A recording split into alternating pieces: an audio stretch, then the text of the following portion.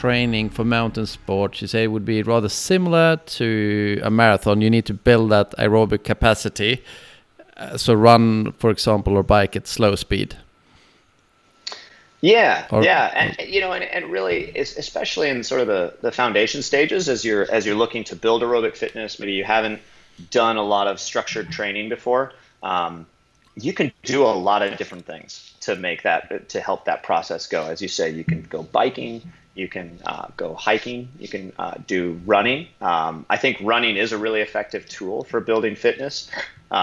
But it's also important to, if you haven't run before, to start really gradually. I often encourage athletes to do sort of a run walk progression. So run for 30 seconds, walk for a minute, gradually build up, because your muscles and the tissue that supports your joints need to basically get adjusted to the impact of running. And you want to do that carefully so that you don't incur injury. But exactly, I mean, you can go for bike rides, you can go hiking, you can go swimming, you can do running, any sort of these ways in which you can maintain that heart rate, that aerobic threshold, which, as you say, is, especially if you're getting started, will probably mean you're going relatively slow. That's going to help you in building that fitness base. And then what you'll see over time is that you will be able to be going faster in whatever activity you're doing, while maintaining that same heart rate, because your body is going to become more economical. It's going to get better at using a given amount of fuel to do work.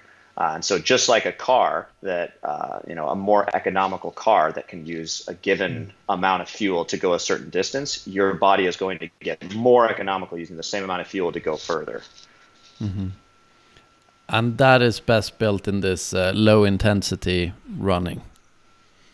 Yeah, exactly. Low intensity something. And running is great, because especially if you're an athlete that is doing any sort of activity on foot, whether it's running itself, or if it's hiking or skiing and climbing on skis, moving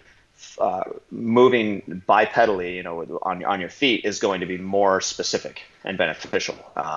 Riding a bike is a really useful way to get yourself into that heart rate zone.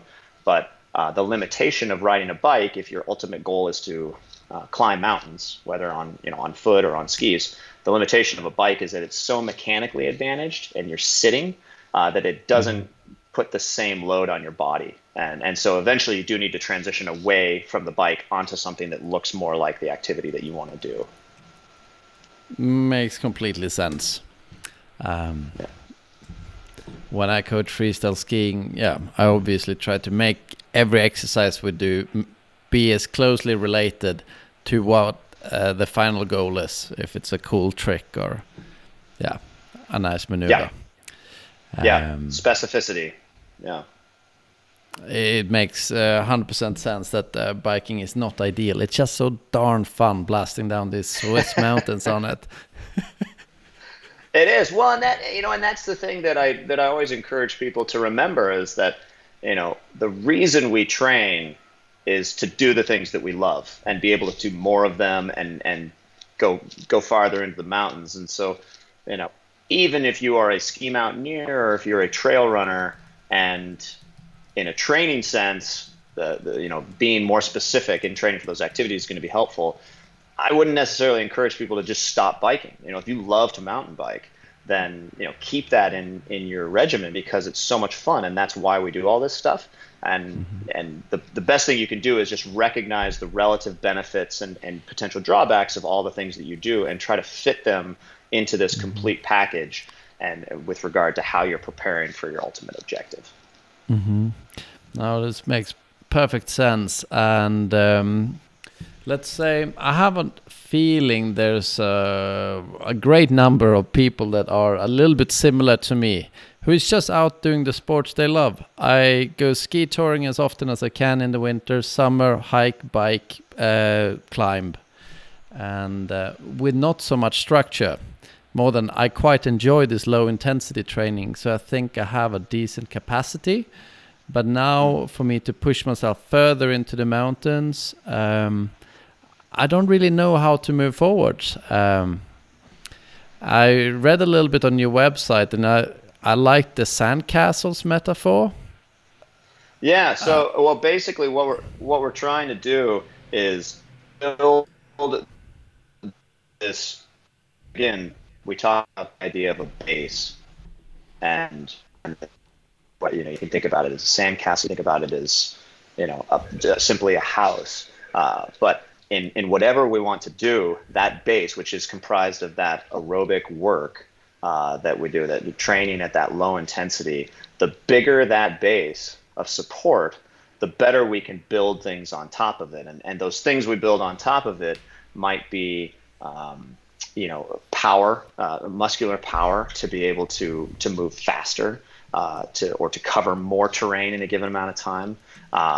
It could be these specific elements of technique, whether you're skiing or biking, speed, those different components. But you need to have the capacity to do that work. And so if you think about the metaphor of a sandcastle or a house, if your aerobic base is really small or really brittle, not very secure, then anything you try to do on top of that is going to risk collapsing the whole thing. And so it has to be done in sequence, building that base, and then from there continuing to go up. And as you say, it's great to be able to do all of these different sports throughout the year, but inevitably, I think for most of us, as we get more excited about particular activities, going deeper into the mountains to ski a big line, or climbing a taller peak that requires a longer approach, the requirements to do those things get more significant, and so we have to become more structured in how we do our work. It no longer is enough to kind of just pick and choose activities throughout the week as they fit into our routine. We need to be a little bit more structured, think more about a long-term plan, and see particularly how it can progress. That is, building in terms of the total volume of training that you're doing, building in terms of the types of intensity that you're using, primarily in that aerobic zone, but also selectively using higher intensity, which can be really beneficial to build muscular power and speed.